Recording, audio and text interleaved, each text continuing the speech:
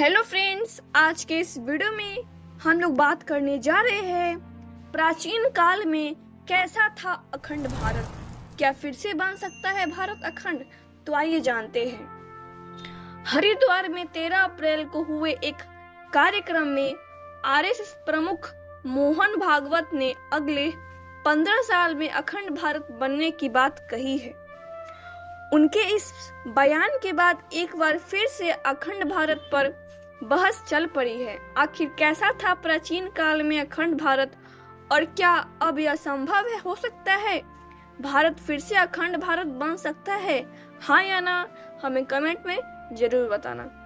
जम्बू द्वीप का एक खंड है भारतवर्ष। अखंड भारत सब तब प्रचलन में आया जबकि भारत खंड खंड हो गया। पुराणों के अनुसार धरती 7 द्वीपों की है: जम्बू, पलक्ष, सालम, कुश, क्रौंच, साक और पुष्कर। इसमें बीचों बीच जम्बू द्वीप है जिसे 9 खंड में नाभि, किमपुरुष, हरिवर्ष, इलावृत्ति, रम्या, हिरण्यमय, कुरु, भद्रास्व और केतुमल। इन 9 खंडों में नाभि खंड को अजनाब खंड और बाद में भारतवर्ष बोला जाने लगा। ऋषभ पुत्र चक्रवर्ती भारत के नाम पर भारतवर्ष को जम्बू द्वीप का एक हिस्सा माना गया है। भारतवर्ष के अंतर्गत आर्यावर्त नामक एक स्थान है। राजा अग्निधर जम्बू द्वीप के राजा था। अग्निधर के पुत्र महाराज नाभि एवं महाराज नाभि के पुत्र ऋषभ देव थे, जिनके पुत्र सम्राट भारत के नाम पर इस देश का नाम भारत पड़ा।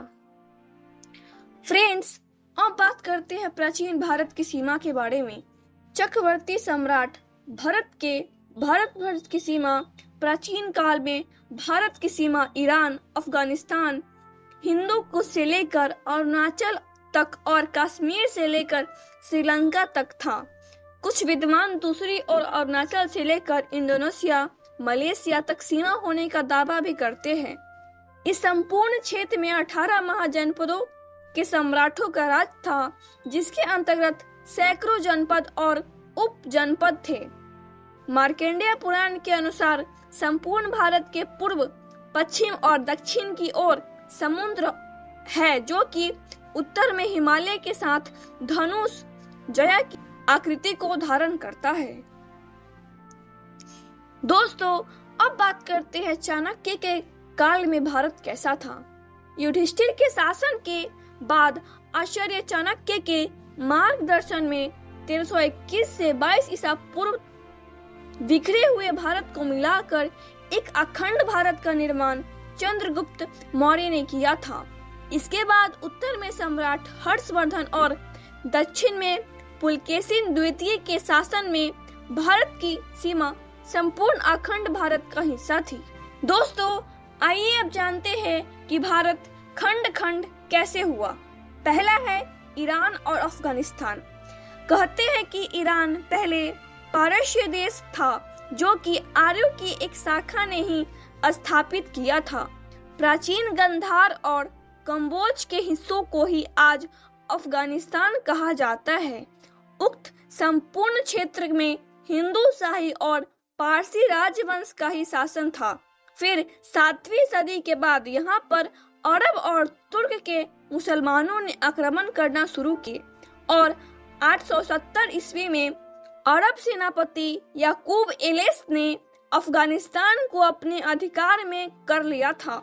ब्रिटिश काल में 1834 में अफगानिस्तान को एक बफर स्टेट बनाया। 18 अगस्त 1919 को इसे भारत से अलग कर दिया गया।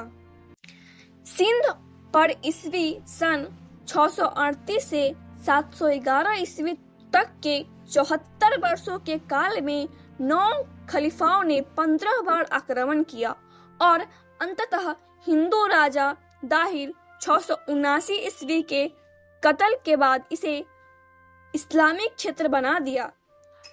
इसी तरह बलूचिस्तान, मुल्तान, पंजाब और कश्मीर पर आक्रमण करके इसका भी इस्लामीकरण कर दिया गया। अंततः सन 14 और 15 अगस्त 1947 को उक्त सभी हिस्सों को मिलाकर पाकिस्तान का गठन हुआ और एक नया देश अस्तित्व में आया। उस वक्त बंगाल के आधे हिस्से को भी पाकिस्तान में मिलाकर उसे पूर्वी पाकिस्तान कहा जाने लगा। 26 मार्च 1971 में पूर्वी पाकिस्तान को पश्चिमी पाकिस्तान से आजादी मिली और एक नया देश अस्तित्व में आया जिसका नाम बांग्लादेश रखा गया। इस तरह 1947 में अखंड भारत से अफगानिस्तान के बाद एक बहुत बड़ा भूभाग अलग होकर पाकिस्तान और बांग्लादेश में बदल गया। अब बात करते हैं नेपाल के बारे में। दोस्तों, पौराणिक मान्यताओं के अनुसार नेपाल को कभी देवघर कहा जाता था। भगवान श्री राम की पत्नी सीता का जन्म स्थल मिथिला नेपाल में है। यहाँ पर 1500 ईसा पूर्व से ही हिंदू आर्य लोगों का शासन रहा था। 250 ईसा पूर्व यह मौर्यों के साम्राज्य का एक हिस्सा था। फिर 4वीं शताब्दी में गुप्त वंश का एक जनपद रहा था। 7वीं शताब्दी में इस पर तिब्बत का आधिपत्य हो गया था। 11वीं शताब्दी में नेपाल में ठाकुरी वंश के राजा राज्य करते थे। इसके बाद और भी कई राज्यवंश हुए। अंत में जब पृथ्वी नारायण शाह ने 1765 में नेपाल की एकता की मुहिम शुरू की और मध्य हिमालय के 46 से अधिक छोटे बड़े राज्यों को संगठित कर 1768 तक इसमें सफल हो गए। यही से आधुनिक नेपाल का जन्म होता है। 1904 में नेपाल को एक आजाद देश का दर्जा मिला था। दोस्तों, अब हम लोग बात करते हैं भूटान के बारे में। भूटान भी कभी भारतीय महाजनपदों के अंतर्गत एक जनपद था। संभवतः यह विदेशी जनपद का एक हिस्सा था। भूटान संस्कृति के भू उत्थान से बना शब्द है। ब्रिटिश प्रभाव के तहत 1907 में वहां राजशाही की स्थापना हुई। 1947 में भारत आजाद हुआ और 1949 में भारत ने भूटान की वो सारी जमीनें लौटा दी जो अंग्रेजों के अधीन थी। अब बात करते हैं म्यांमार के बारे में। म्यांमार कभी ब्रह्म देश हुआ करता था। इसे बर्मा भी कहते हैं, जो कि ब्रह्मा का अपभ्रंश है। शोक के काल में म्यांमार बौद्ध धर्म और संस्कृति का पूर्वी केंद्र बन गया था। 1886 ईस्वी में पूरा देश ब्रिटिश भारतीय साम्राज्य के अंतर्गत आ गया, किंतु ब्रिटिशों ने 1935 ईस्वी के भारतीय शासन विधान के अंतर्गत म्यांमार को भारत से अलग कर दिया। अब बात करते हैं श्रीलंका के बारे में। रावण का राज्य श्रीलंका भारतीय जनपद का एक हिस्सा था। एक मान्यता के अनुसार ईसा पूर्व 576 साल पहले भगवान राम ने रावण का संहार कर श्रीलंका को भारतवर्ष का एक जनपद बना दिया था। इसके बाद अशोक के काल में श्रीलंका सनातन धर्म से बौद्ध धर्मी बना। यहाँ सभी भारत के चोल और पांड्य जनपद के अंतर्गत आता था। अंग्रेजों ने 1818 में इसे अपने पूर्व अधिकार में ले लिया और द्वितीय विश्व युद्ध के बाद 4 फरवरी 1948 को श्रीलंका को भारत से अलग करके एक आजाद देश बना दिया गया। अब बात करते हैं मलेशिया के बारे में।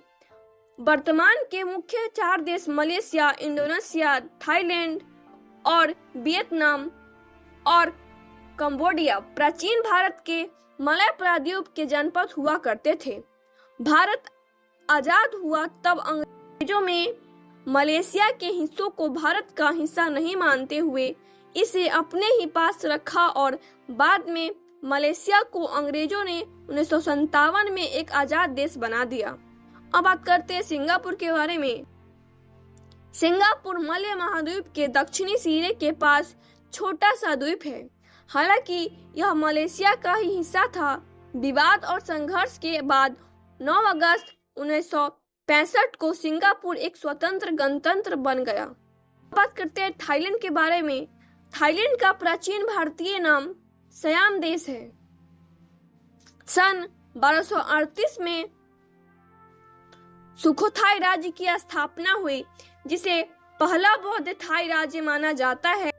सन 1782 में बैंकॉक में चकरी राजवंश की स्थापना हुई, जिसे आधुनिक थाईलैंड का आरंभ माना जाता है। यूरोपीय शक्ति के साथ हुई लड़ाई में सयाम को कुछ प्रदेश लौटाने पड़े, जो आज बर्मा और मलेशिया के अंश है। 1992 में हुए सत्ता पलट में थाईलैंड एक नया संवैधानिक राजतंत्र घोषित कर दिया गया था। अब बात करते हैं, क्या भारत फिर से अखंड बन पाएगा? कई जानकारों का मान्यता है कि भारतवर्ष को खंड होने में सैकड़ों साल लगे। उसी तरह इसके अखंड बनने में कई तरह की बाधाएं सामने हैं। पहली तो यह कि प्राचीन भारत, जिसे अखंड भारत कहा जाता है, वह अब एक बहुधर्मी और बहुसंस्कृति वाला देश बन चुका है, जिसमें करीब 12 से 13 देश अस्तित्व में हैं। इनमें से कुछ देश मुस्लिम तो कुछ बौद्ध हैं। मतभिन्नता के चलते अखंड भारत का निर्माण एक सपना ही कहा जा रहा था। दूसरा यह कि Nepal, Sri Lanka, Bhutan, Burma, Indonesia, Malaysia, Vietnam और कंबोडिया जैसे देश भारत से अपने धार्मिक संस्कृति जुड़वा को तो स्वीकार करते हैं, लेकिन वह यह नहीं स्वीकार करते हैं कि वे कभी प्राचीन काल में भारत का हिस्सा थे। उनके देश का इतिहास उन्हें कुछ और ही बताता है। अखंड भारत को एक करने के पूर्व इस संपूर्ण क्षेत्र में रहने वाले लोगों को यह समझाना होगा कि उनके पूर्वज कौन थे और वे क्यों और क्या है। भारत को अखंड करने में भारत के प्राचीन गौरव को समझना जरूरी है। तो फ्रेंड्स, सो आई होप कि आपको वीडियो पसंद आया। तो वीडियो को लाइक करें, चैनल पर नए हैं तो सब्सक्राइब करें। ऐसे ही वीडियो के लिए लाइक करें और कमेंट करें और वीडियो को शेयर करना ना भूलें। तब तक के लिए बाय बेटा, see you, take care, love you. Next video में मिलते हैं, बाय बाय।